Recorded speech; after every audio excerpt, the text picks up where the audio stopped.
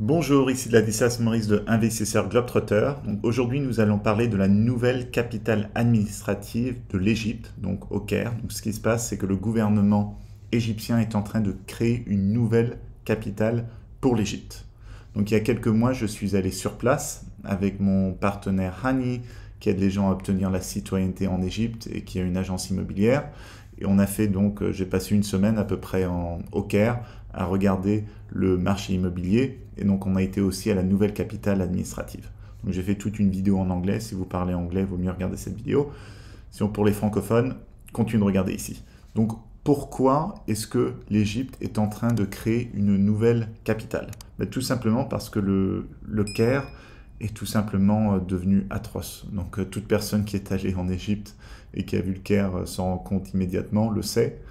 Donc c'est une ville d'à peu près 20 millions d'habitants avec pratiquement aucun planning urbain, extrêmement sale, extrêmement pollué, des gens partout. C'est vraiment pas une ville agréable du tout. En gros, on sent que toutes les infrastructures arrivent à leur date d'expiration. Ce qui fait que les gens, de plus en plus, essayent de vivre dans des nouvelles villes qui ont été créées autour du Caire. Donc il y a eu plusieurs nouvelles villes qui ont été créées, ça marche bien. Mais là, le gouvernement a décidé de créer vraiment une nouvelle capitale pour le pays, avec tout sur place. Donc tous les ministères, tous les QG des grosses compagnies égyptiennes, ils vont essayer d'encourager les ambassades aussi peu à peu à déménager là-bas, etc. Donc vraiment forcer tous les employés, tous les fonctionnaires à déménager dans cette ville. Donc c'est un énorme projet, c'est à peu près 700 km², donc vraiment énorme, avec des énormes routes, une infrastructure tout à fait incroyable. Donc ils ont vraiment tout prévu dès le début et ils comptent y loger jusqu'à 6 millions de personnes. Donc en gros la taille de Madrid. Donc les estimations pour 2050 sont que la population du Caire devrait passer à 38 millions d'habitants avec une base de 20 millions en ce moment. Donc ce serait se dire qu'en fait qu'un tiers de la croissance du Caire irait dans cette nouvelle capitale. Donc dans le fond, c'est pas un pari qui est complètement fou non plus.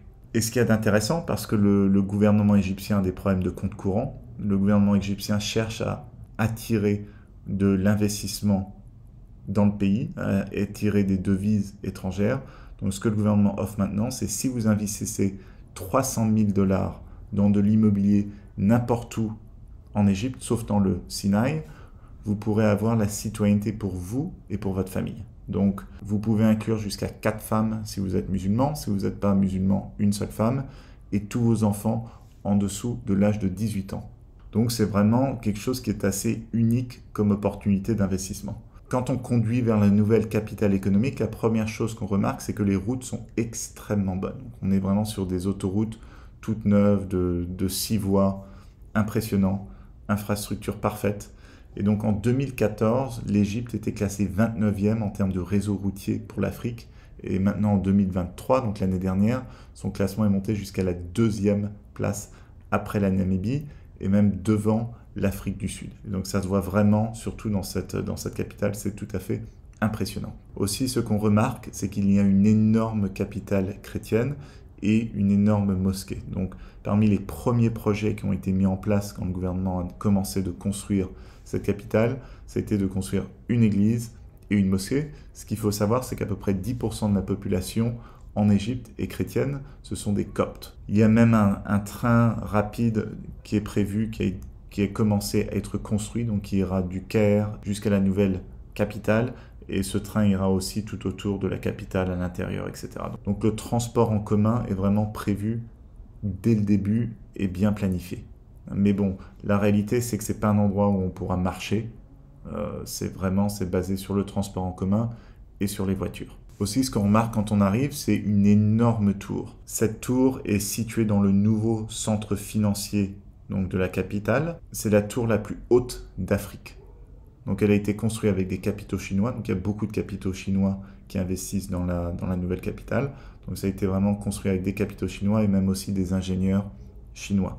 Et le gouvernement donc, force tous les ministères à déménager, mais aussi toutes les grosses banques, la Banque centrale et aussi dans la nouvelle capitale administrative. Et du reste, quand j'étais sur place avec Rani, qui aide avec toutes les histoires de citoyenneté et tout ça, devait aller sur place dans un des ministères pour des papiers. Donc maintenant déjà c'est une réalité que les ministères, une bonne partie des ministères marchent déjà dans la nouvelle capitale et les gens sont forcés d'aller là-bas pour pouvoir faire tous leurs papiers, toute leur bureaucratie, etc.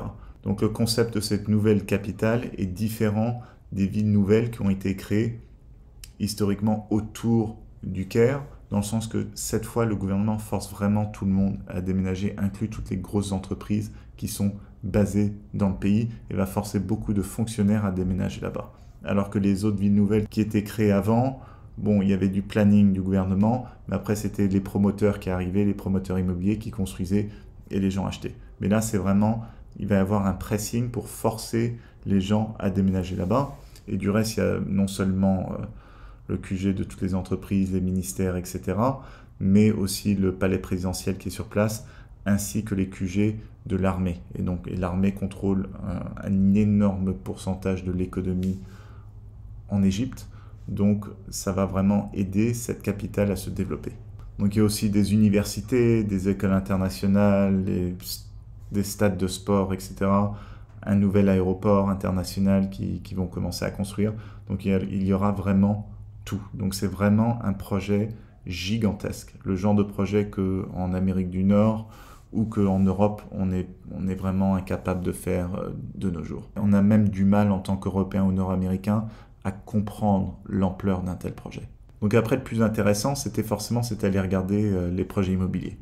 Donc on a été voir 3 différents projets immobiliers. Donc le premier, c'est un projet du gouvernement, donc c'est une des compagnies du gouvernement, qui est une des entreprises gouvernementales qui a construit ça, qui s'appelle City Edge. Il est assez proche du centre financier, à 2 arrêts de bus à peu près. Et là, on voit, c'est à peu près $800 le mètre carré. Les finitions sont très moyennes. Faudrait rajouter, je dirais, à peu près $50 quand on reçoit les clés, $50 le mètre carré pour un peu avoir de meilleures finitions. Mais bon, l'emplacement est bon et c'est pas cher du tout au mètre carré. Donc vous pouvez acheter vraiment beaucoup de mètres carrés et avec ça avoir la citoyenneté pour vous et votre famille. Après, on a été voir un promoteur privé avec qui je travaille depuis plusieurs années en fait. Et donc lui, il a un projet à peu près la même chose, une fois qu'on prend en compte de meilleures finitions, à peu près $750-800 le mètre carré. Mais là, c'est très différent. Les finitions, c'est meilleur et c'est un compound privé. Donc, c'est un peu comme ces communautés privées qu'on voit aux États-Unis, etc., où il y a les gardes, il y a les grilles, il n'y a que les habitants qui peuvent rentrer, etc. Donc, c'est très différent du projet gouvernemental où c'est un peu dans la rue, c'est des bâtiments normaux un peu dans la rue. Là, c'est vraiment un compound complètement privé avec plusieurs piscines, un gros parc en face, etc., un centre commercial à l'intérieur. Donc un truc beaucoup mieux d'un point de vue finition, d'un point de vue lifestyle, etc. Par contre, l'emplacement est plus éloigné du centre financier, mais aussi du Caire traditionnellement parce que c'est de l'autre côté. Donc il faut vraiment prendre la décision, est-ce que vous voulez l'emplacement ou est-ce que vous voulez un appartement qui sera fondamentalement mieux en tant que tel. Après, ce que ce promoteur propose, donc ça c'est plus pour les gens qui veulent investir, et c'est quelque chose qu'on retrouve pas mal en Égypte. Donc on peut acheter sur plan et payer pendant de 8 à 10 ans. Okay, donc quand vous faites la citoyenneté, vous devez mettre en gros $300 000 maintenant cash. C'est la seule manière d'avoir votre citoyenneté. Par contre, si vous venez juste pour investir en Égypte, dans ce cas-là, vous pouvez signer un contrat avec le promoteur immobilier et avoir un plan de paiement sur 10 ans, mais le prix sera fixé en livres égyptiennes sans intérêt. Donc en gros, parce que bon, c'est un pays musulman, l'intérêt est haram. La manière dont ils opèrent, en fait, vous payez plus, mais ils vous mettent un prix fixe et il y a les paiements à faire tous les 3 mois ou tous les 6 mois, etc., qui seront fixes. Donc l'avantage de ça, en fait, c'est que puisque la livre égyptienne est une monnaie qui tend à dévaluer, donc on voit que tous les 2-3 ans, il y a une grosse dévaluation. Récemment, il y en a une qui est passée de à peu près 33 livres au dollar à 47 livres au dollar. Ce qui fait que quand il y a une dévaluation et que vous envoyez des dollars ou des euros de l'étranger, ben en fait, à chaque fois, vous envoyez moins parce que le montant a été fixé en livres égyptiennes. Donc j'ai des investisseurs qui avaient décidé d'investir dans un plan comme ça il y a quelques années à travers ce promoteur immobilier.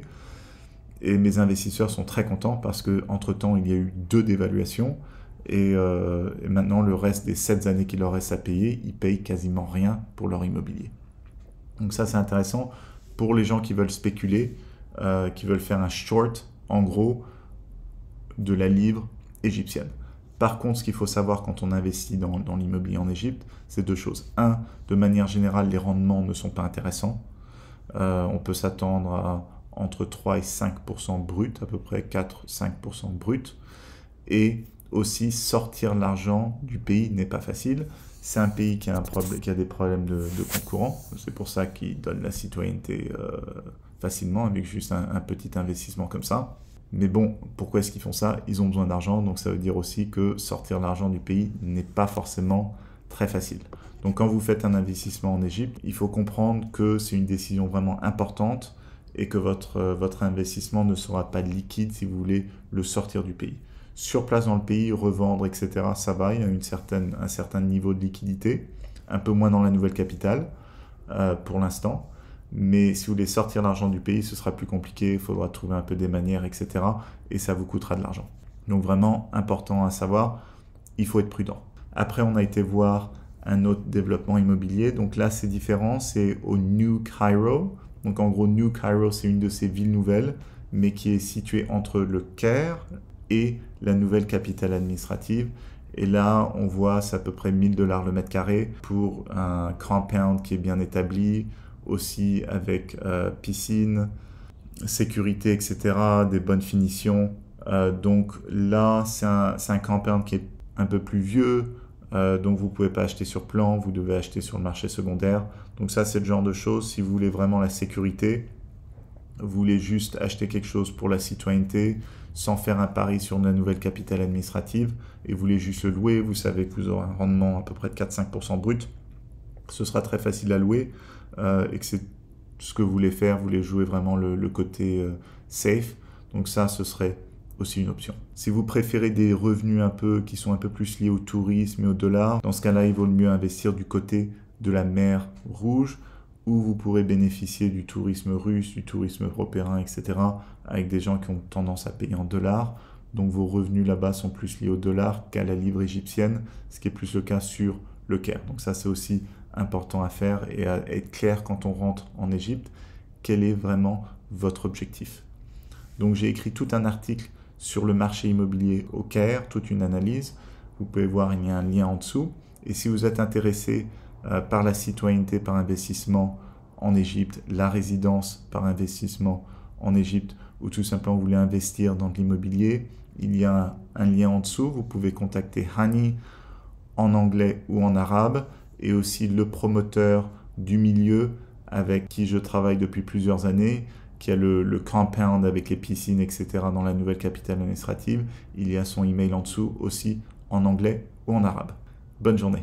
N'oubliez pas de télécharger mon e-book gratuit 12 erreurs à éviter lorsque l'on investit dans l'immobilier international que vous trouverez sur mon site qui contient aussi de nombreux articles sur l'immobilier et l'expatriation. À bientôt.